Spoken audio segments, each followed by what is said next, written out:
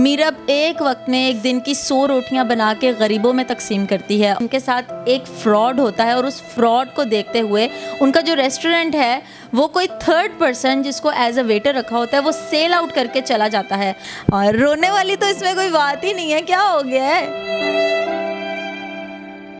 यार। देखो चलता है, ये ज़िंदगी है। जी बिल्कुल, बट एक ख्वाब था। FIR करवाई थी पुलिस में? जी पूरी साथ दी हैं। आप पैसे लेके आए लेकिन रिश्वत के साथ काम करेंगे, उस तरह हम काम। कितने पैसे मांग रहे हैं आपसे पुलिस वाले? तकरीबन 20 से 25 हज़ार मांग रहे हैं हमारे सिर्फ साथ चलने का। यही अपील है कि मेरी मेहनत के पैसे थे, मैंने कोई फहाशी का अड्डा नहीं खोला था या मैं बाहर नहीं निकली थी। एक इज़्ज़त के साथ एक अपना ख्वाब पूरा करने की कोशिश की, लेकिन ऐसे दरिंदों ने वो भी मेरे से छीन लिया।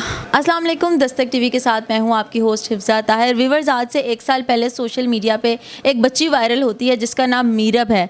मीरब एक वक्त में एक दिन की 100 रोटियां बना के गरीबों में तकसीम करती है और ये एम लेके चलती है कि मैंने एक दिन एक ऐसा रेस्टोरेंट खोलना है जिसमें मैं गरीबों को खाना प्रोवाइड कर सकूंगी फ्री ऑफ कॉस्ट। इस तमाम ये जो ख्वाब है इसको पूरा करने में ये कामयाब हो जाती हैं और 1 साल के बाद ये इतना स्टैंड कर जाती हैं कि इन्होंने अपना एक रेस्टोरेंट खोल लिया। 1 महीना वो रेस्टोरेंट बहुत अच्छा चलता है, एक दिन की 50 से 60 हज़ार तक सेल भी होती है। लेकिन उसी के दौरान इनके एक फैमिली इशू की वजह से इनको कहीं जाना पड़ जाता है 1 महीने के लिए। उस 1 महीने के अंदर अंदर इनके साथ एक फ्रॉड होता है और उस फ्रॉड को देखते हुए उनका जो रेस्टोरेंट है वो कोई थर्ड पर्सन जिसको एज अ वेटर रखा होता है वो सेल आउट करके चला जाता है और 6 लाख का भारी भरकम नुकसान इनको फेस करना पड़ता है। आइए इनसे बात करते हैं, आया पुलिस में इन्होंने FIR करवाई और पुलिस ने इसके ऊपर क्या एक्शन लिया और वो जो मुजरिम है वो पकड़ा गया अभी तक या नहीं पकड़ा गया। अस्सलाम वालेकुम। जी वालेकुम सलाम। मीरब क्या हाल है? अल्हम्दुलिल्लाह। मीरब मुझे ये बताएं कि स्टोरी आपकी हम सबको पता है कि क्या चल रहा है। रेस्टोरेंट आपने बनाया, कितनी मालियत लगी उस रेस्टोरेंट के ऊपर? मैंने 3,35,000 में वो असदुल्ला ख़ान से ख़रीदा था, तो उसके ऊपर 3 लाख मैंने इन्वेस्ट किया था, मतलब कि उसमें जो सामान वगैरह डलता है। तो मेरी मामी का ना सिजेरियन हुआ, उनके घर बेबी पैदा हुआ ना, तो वो ना डॉक्टर से ख़राब हो गया, तो उन्होंने दोबारा किया, तो जिसकी वजह से मेरी मामी 1 माह मतलब कि ना वो ICU में रही सीरियस हालत में। तो क्योंकि हमारे रिलेटिव दूर थे हमारे से, तो मेरी मम्मा ही थी उनके पास, तो मेरी मम्मा और मेरे मामू रहे उनके पास, तो मुझे घर जाना पड़ गया अपने बहन भाइयों के पास। वो रेस्टोरेंट आप किसके हवाले करके गई थी उस टाइम ड्यूरेशन में? जब मैं फ़ीस बिलिल्लाह खाना देती थी तो मेरे पास एक वाजिद भाई आते थे, तो अब मेरे पास खाना खाते थे, तो वो पहले फूड पांडा पे काम करते थे। जब उनकी जॉब गई फूड पांडा की, मतलब कि उनसे छूट गई, तो मम्मा को कहना शुरू हो गया कि आप जिक्र किया करती थी कि आपने फूड पांडा की मशीनें लगवानी है। तो मम्मा ऐसे ही, मम्मा ने कहा जी बेटा बिल्कुल ऐसे ही है। तो अपने घर की स्टोरी सुनाना शुरू हो गया कि मेरे घर में ये मसले हैं, ये है।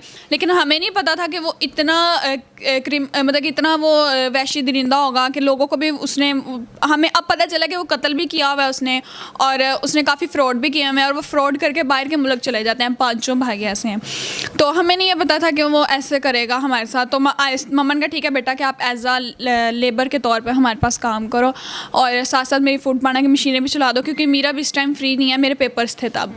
तो उसने कहा ठीक है। तो मम्मा को कहना शुरू हो गया मैं आपका बेटा हूँ, मैं इनका भाई हूँ, और मैं अंकल का बेटा हूँ, अंकल की तबीयत नहीं ठीक रहती, ये वो, अंकल का भी मैं कारोबार संभालूंगा इंशाल्लाह। तो आहिस्ता आहिस्ता मतलब कि सबको, पूरी फैमिली को हमें वो अच्छा लगना शुरू हो गया और सब एतबार करना शुरू हो गया। एज अ फैमिली मेम्बर आप उसको अपने साथ रखना शुरू हो गए? जी बिल्कुल इसी तरह। तो मेरा चैनल भी था, तो वो भी, उसे भी चलाने में मेरी हेल्प करता रहा। तो मैंने कहा नहीं, गैर बंदे पे आप लोगों ने इतना रियलाइज कर लिया उस 1 महीने के अंदर अंदर? जी बिल्कुल, क्योंकि हमें कुछ ऐसा उसमें तब लगा ही नहीं। अपनी बहन भाइयों से बात करवा देता था, और उनके अच्छे मतलब कि पहनावे से और बोलने से हमें अच्छे लगे, तो ख़ानदानी लगे लोग। लेकिन हमें ये नहीं पता था कि पीछे से ऐसे निकलेंगे। तो मम्मा जब गई, और हमारा वहाँ पे एक और बच्चा था, वो गूंगा और ना था, तो सुनता बहुत कम था, तो उसने एक वीडियो बना ली उनकी। वो हमें जब सेंड की वीडियो ना, तो हमें वहाँ से पता चला कि ये तो हमारा होटल सेल कर रहे हैं। तो जब हम मम्मा वहाँ से जब तक निकली हैं, हमें घर से लिया, और जब यहाँ पे आई हैं वो तब तक मेरा 2 लाख में ना वो मेरा होटल सेल करके यहाँ से जा चुका था। टोटल 2 लाख के अंदर आपका होटल सेल हो गया था, और उस होटल को बनाने में कितनी रकम लग गई थी? 6,35,000। मतलब 6,35,000 का इंजेक्शन आपको लग चुका है? जी बिल्कुल। उसके बाद वो बंदा कहाँ गया, अभी तक कोई अता पता उसका? वो फिर एक गांव में एक हॉस्पिटल है, उनमें वो ना मतलब कि रह रहे हैं, उनकी नानो वहाँ पे काम करती हैं और वो कोई अच्छा काम नहीं करती, मतलब कि लोकल काम करती है, 9 नंबर काम करती है वहाँ पे, तो उनके पास वो ना फ्लैट में रह रहे हैं। मेरा कितना अर्सा लगा था आपको ये 6 लाख रुपए कमाने में? पूरा 1 साल। 1 साल की मेहनत, जमा पूंजी, और आपका एक ख्वाब था। वो ख्वाब जब टूटा तो कैसा लगा? एक दफ़ा दिल ही टूट गया था, सब्र ही टूट गया था, तो दिल नहीं किया बाहर निकलने को, काम करने को। लेकिन फिर हिम्मत बनाई और सब ने कहा नहीं, हिम्मत नहीं छोड़नी, इंशाल्लाह मिलेंगे पैसे।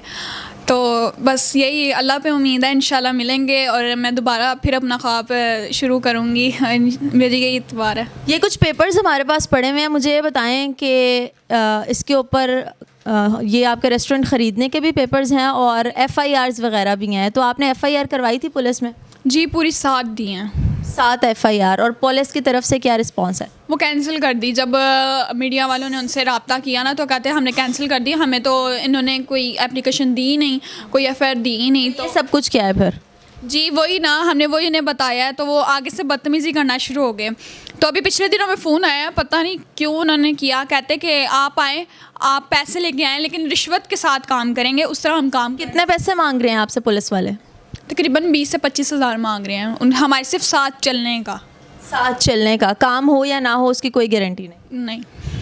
मीरा, अब क्या चाह रही हैं आप? आपकी मेहनत, जमा पूंजी तो सब चली गई, अब आप उस बंदे से क्या चाह रही हैं, या हमारे अदलिया से क्या चाह रही हैं, गवर्नमेंट से क्या चाह रही हैं? मैं यही कहूँगी कि गवर्नमेंट, हमारे जो हुक्मरान है, कि उसे पकड़ा जाए, क्योंकि वह एक आम आदमी नहीं है, उसने कत्ल भी किया हुआ है, ठीक है, काफ़ी लोगों से फ्रॉड भी किया हुआ है, और हमें वीडियो भेजता है असले की और धमकाता है हमें कि मुझे 1 मिनट भी नहीं लगना आप लोगों को मारने में, हमारे पास असला है, और हमें यही कहता है कि मैं बहुत अमीर आदमी हूँ, मेरे पास बुलेट प्रूफ डाला है, मेरे पास ये है वो है। तो देखें कि ऐसे लोग अब हमारे आम हो गए हैं, फिर रहे हैं बाहर सरेआम, कोई पुलिस नहीं उन्हें पकड़ी, और वो नुकसान पे नुकसान हर किसी को दे रहे हैं। मेरे खुदारा यही अपील है कि मेरी मेहनत के पैसे थे, मैंने कोई फहाशी का अड्डा नहीं खोला था, या मैं बाहर नहीं निकली थी, एक इज़्ज़त के साथ एक अपना ख्वाब पूरा करने की कोशिश की, लेकिन ऐसे दरिंदों ने वो भी मेरे से छीन लिया। जी, तो नाजरीन, ये मीरब की कहानी आपने सुनी। आज से 1 साल पहले हम सब इनकी इंस्पिरेशन देख के बहुत ज़्यादा खुश थे सोशल मीडिया पे कि ये गरीबों के लिए कुछ कर रही हैं छोटी सी उम्र में, और ये नहीं पता था कि 1 साल बाद जब इनका ख्वाब पूरा होगा तो इनके साथ ये मिसहैप भी हो जाएगा। आजकल का जो दौर जा रहा है उसमें आप किसी अपने पे भी यकीन नहीं कर सकते, इन्होंने तो फिर किसी पराये शख्स पे यकीन किया था, और नतीजा आपके सामने है। पुलिस जो है वो भी रिश्वत मांग रही है, और अब ये कंडीशन है कि इनके पास 20 से 25 हज़ार रुपया भी नहीं है रिश्वत लगाने के लिए। आया क्यों लगाएं रिश्वत? पुलिस तो हमारे मुहाफ़िज़ है ना, पुलिस को तो चाहिए कि इस तरह के मैटर सॉर्ट आउट करें, लेकिन पाकिस्तान का हालो बेहाल है। मेरा आपके लिए बड़ा दुख हुआ है हम सबको, और हम इस दुख में शरीक हैं, और रोने वाली तो इसमें कोई बात ही नहीं है। क्या हो गया है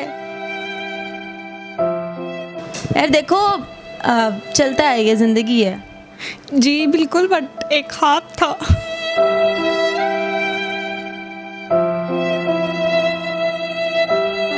उनकी मम्मा भी मुसलसल इस वक्त रोती हुई मुझे नज़र आ रही हैं, मीरब की भी आंखों में आंसू हैं, और मेरे अपने रोंगटे खड़े हैं इस वक्त कि हमारा छोटा मोटा नुकसान होता है और हमारे दिल टूटते हैं, इसकी तो पूरी ज़िंदगी की जमा पूंजी है।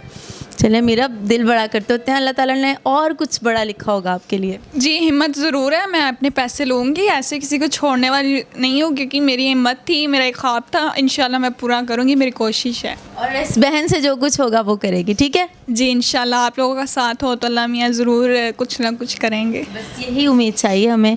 फिर हाजिर होंगे एक नए प्रोग्राम के साथ। फ़िलहाल के लिए अपनी होस्ट को दीजिए इजाज़त, और दुआ करते हैं कि मीरब के हक़ में कुछ ना कुछ बेहतर हो। अल्लाह हाफ़िज़।